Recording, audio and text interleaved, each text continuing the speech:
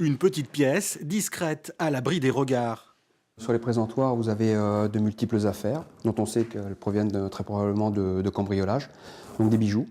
Des bijoux par dizaines, récupérés par les gendarmes charentais lors de l'arrestation d'un groupe de cambrioleurs qui sévissait dans le département. Vous voyez des broches, des colliers, des bracelets, des bagues. Des scellés qui sont en attente de propriétaires. Car aujourd'hui, les victimes peuvent venir les récupérer. Mais attention, il faudra apporter des preuves aux gendarmes.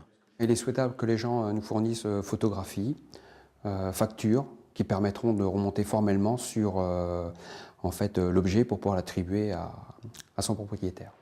Avant de se déplacer, vous pourrez consulter ces pages internet bien fournies en photos.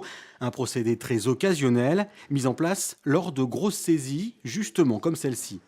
Vu le nombre d'objets qui ont été découverts, donc nous avons trouvé intelligent de passer par ce vecteur, d'utiliser de nouvelles technologies pour toucher un maximum de personnes et qui puissent voir visuellement les objets qui sont en attente de restitution à leur propriétaire. Des objets de grande valeur, mais plus surprenants, des vêtements ou encore ces chaussures plus très neuves.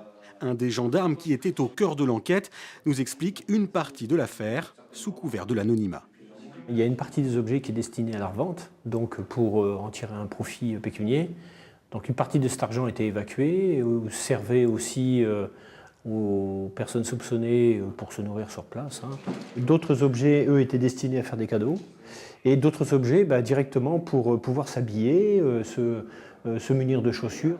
Depuis la mise en place de ce site, une trentaine de personnes a contacté la gendarmerie d'Angoulême. Le site internet, lui, restera ouvert pendant toute la procédure judiciaire.